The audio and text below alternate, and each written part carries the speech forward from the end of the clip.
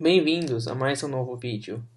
O vídeo agora eu vou explicar quais são os tipos de aprendizados de máquina que existem até o momento que foram criados.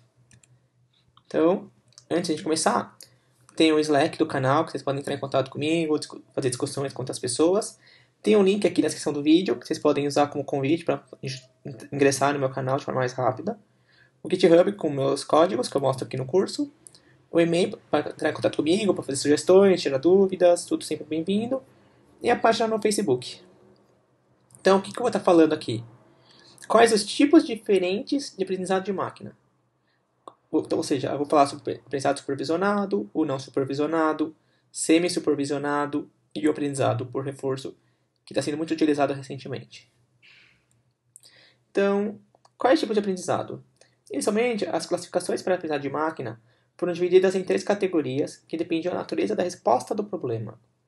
Tá? Eu vou explicar o que quer dizer esse conceito da resposta. A gente tem então o supervisionado, o não supervisionado e o por reforço. Vamos começar com o supervisionado, que é o mais simples. Tá? Então, por exemplo, durante o período escolar, nós somos avaliados como professor, que avalia nossos conhecimentos através de tarefas. O aprendizado de máquina supervisionado funciona de uma forma semelhante. Então, ele meio que aplica testes, vamos dizer assim. Então, neste caso, um conjunto de dados rotulado é utilizado para treinar um algoritmo de forma que ele aprenda. Então, a gente ensina o algoritmo dando dados e ele aprende uma resposta. Então, ele aprende a interpretar aquele dado para fornecer uma resposta. E o dado rotulado significa ter uma amostra de dados em que cada dado de entrada é acompanhado de uma variável de resposta. É como se eu estivesse dando lá meus valores de x e pedisse para encontrar o valor de y, por exemplo. É uma forma. Então, dessa forma, quando introduzimos uma nova amostra, o algoritmo é capaz de nos dar a resposta. Então, por exemplo, tem 2 tipos de aprendizado supervisionado. Para problema de classificação e problema de regressão. No de classificação, por exemplo, seria determinar a fronteira entre 2 classes, por exemplo, as bolinhas azuis e essa cruz roxa. Então ele tenta achar a linha, essa linha vermelha, que melhor separa as 2 classes. Tá? Então, de forma que ele fique na mesma distância, talvez, ele vai achar o melhor padrão para que quando dá um novo ponto ele saiba falar, olha, é aqui que está a classe. Então, a bolinha ou classe cruzinha. A regressão já é traçar, por exemplo, uma reta. Eu dou um monte de pontos, você vai ter um padrão nesse ponto, né, um xy. Então, dado um valor novo de x, ele sabe prever qual vai ser o y, onde deveria cair. É claro que normalmente os pontos nunca vão ficar mesmo na reta, né, vai ter sempre um espalhamento. Então, ele tenta sempre procurar, por exemplo, onde está o melhor ajuste. O problema de classificação necessita que os modelos forneçam valores discretos. Como assim? O y, por exemplo, então ele pode ser 0, 1, 2, 3, 4. Ele não pode ser 1,5, 1,6, 1,2. Tem que ser discreto, então um valor inteiro. Ele identifica os dados de entrada como sendo membro de uma classe. Então eu dou lá os valores de x, ele vai falar, olha, isso aqui está associado com a classe 0. O outro caso está associado com a classe 1. O algoritmo é avaliado baseado em sua precisão em classificar corretamente as classes. Eu vou explicar para vocês num outro vídeo sobre as métricas de classificação, onde a gente vai mostrar, avaliar se o modelo está funcionando bem ou não. E um exemplo seria dados de entrada para classificar animais. Então, aqui, por exemplo, eu estou dando imagens para vocês com diferentes modelos, por exemplo, para classificar uma determinada classe de alguma coisa. No caso, classe 0, 1, 2, né? Que é o quadrado, o triângulo e o círculo. Então, ele tenta criar as regiões e separar, determinar, por exemplo, essas retas que ele está desenhando, que são curvas, depende. Então, por exemplo, eu posso usar diferentes modelos, como a regressão logística, floresta aleatória, o Naive Bayes ou o Ensemble. São todos os modelos que eu vou ensinar para vocês, e outros, muito mais. Tá? Então, a gente pode fazer supervisionado em classificação usando diferentes modelos, e não só isso. Por exemplo, tem um outro modelo que a gente vai aprender, que é o Support Vector Machine. Né? E nele, além de escolher o modelo, às vezes eles têm inputs, funções que eu vou escolher qual que vai ser a melhor, por exemplo. Eu quero se é linear, se é polinomial, exponencial, para ele poder melhor classificar, achar melhor as fronteiras das classes, né? A separação. Então, tem muita coisa que a gente tem que aprender para entender isso aqui. Então, eu posso escolher um modelo diferente, como um input diferente para aquele modelo. Já a regressão, por exemplo, analisa dados contínuos. Como eu mencionei, eu tinha um monte de pontos para ajustar uma reta. É um caso. Então, nesse caso, um valor de x deve fornecer um valor esperado de y. Exemplo seria determinar o preço de uma casa, altura ou peso de pessoas, por exemplo. Então, o preço de uma casa depende de quantos dormitórios, do tamanho, por exemplo. A altura e peso de uma pessoa é tentar relacionar. Se a pessoa tem uma altura X, ela vai ter um peso Y, então achar uma equaçãozinha. Como, por exemplo, aqui, ó. Aqui uma regressão linear aleatória que eu peguei, só para mostrar. Então, dá o valor de X e qual o Y. Então, ele tenta ajustar essa reta e a partir dela você prevê novos pontos. Então, terminamos o supervisionado. Então, ou seja, o que é o supervisionado? Então, eu tenho x e sei o y. Então, a partir do novo x, eu sei prever qual vai ser o y, porque o modelo aprendeu a relação entre x e y.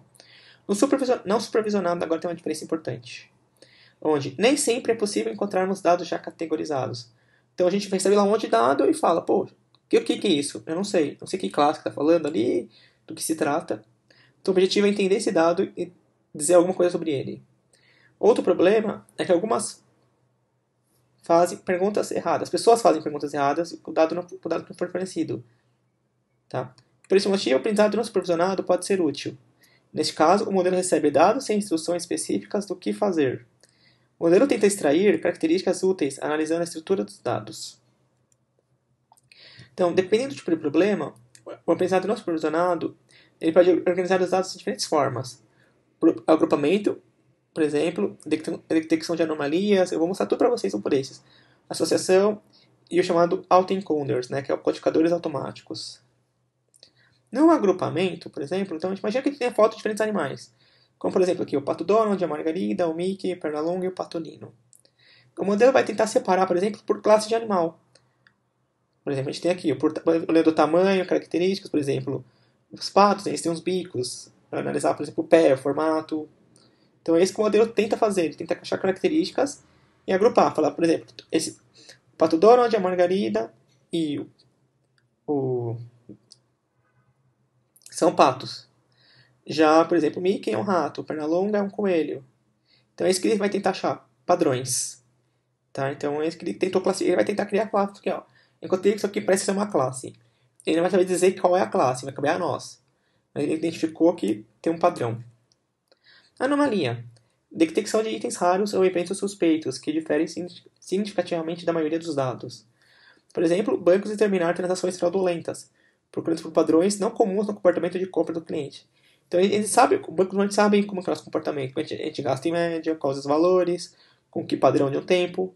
E quando sai desse padrão, ele meio que vai associar que pode ser uma anomalia e vai avisar. Tá? Então, aí cabe a gente julgar depois ou não se foi uma fraude ou não, por exemplo. Na associação, é para você fazer sugestão de produtos, por exemplo. Então, a pessoa costuma comprar tais produtos. Então, a gente consegue, depois de uma nova compra, começar a mudar sugestões. Olha, você também gosta disso. Se você gosta disso, talvez você também goste disso. A gente vê isso muito em lojas online, né? Isso gera em projetos de produtos. E não só no que nós compramos, mas em outros usuários. Então, ele tenta relacionar, por exemplo, eu comprei leite, normalmente a gente costuma comer um pão junto, ou um ovo, ou, por exemplo, no caso pode acontecer, um papel higiênico. É uma associação aqui que foi feita. Então é isso que ele tenta, sugerir produtos baseados nos nossos gostos e de outros usuários. Codificadores automáticos é uma coisa um pouquinho mais complicada, onde o modelo compacta os dados num código e em seguida tenta recriá-lo. Usando imagens ou vídeos com ruídos, por exemplo, o modelo pode aprender a removê-los das imagens, tornando a classificação mais precisa. Por exemplo, eu pego o número 4, eu adiciono um ruído, ele vai tentar criar um padrão, extrair as características e limpar. E falar, olha, isso aqui é um 4 que você me deu. Então ele meio que melhora a imagem para a gente poder depois usar no supervisionado. É uma forma. Semi-supervisionado, ele usa tanto dados classificados e não classificados. É um método útil para extrair características relevantes. E é complicado quando extrair os dados é muito demorado. Você tem que achar um padrão demora muito. Então a gente pode apelar para um semi-supervisionado. Um exemplo seria caracterizar imagens de exames médicos, como tomografia, ressonância magnética e raio-x. A gente tentar decifrar do que é cada imagem, por exemplo. E o método popular que começa com uma amostra pequena classificada é o chamado redes adversárias gerais, as GANs, que é um assunto no momento muito está crescendo muito, e muito interessante. E lá na frente eu vou fazer mais um vídeo sobre isso, para vocês aprenderem. Por reforço, também está na moda, por exemplo, o carro automático. Né, o carro lá que diz ser um piloto. Então, nesse tipo de aprendizado, um agente tenta encontrar a melhor forma de completar uma determinada tarefa, ou melhorar a performance de uma tarefa específica. Conforme a gente se move até a ação, ele é recompensado. Então ele tenta perceber assim, o aprendizado. Se eu me mover para esse caminho, eu vou ser recompensado. Se eu for para aquele, eu não vou ser recompensado, eu vou ter perdas. É isso que ele tenta procurar. Então, o objetivo principal é determinar o melhor passo, próximo passo, de modo a obter a melhor recompensa. E para fazer a escolha, o agente usa as informações do passado e explora novas táticas. Quanto mais etapas tiver, melhor o modelo aprende a tarefa. Então é basicamente o que a gente tem aqui.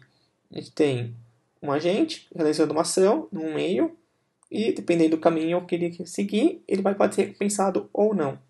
E a partir disso, então, ele vai, de novo, se a gente vai uma nova tentativa até achar a melhor recompensa para completar a tarefa da melhor forma possível. E é isso. Então, esses são os tipos de aprendizados. Se vocês gostaram, deixa o seu like. Se você ainda não curtiu o canal, curte aí, para estar por dentro de novos vídeos. E qualquer dúvida, pode mandar um e-mail que será sempre bem-vindo. E obrigado.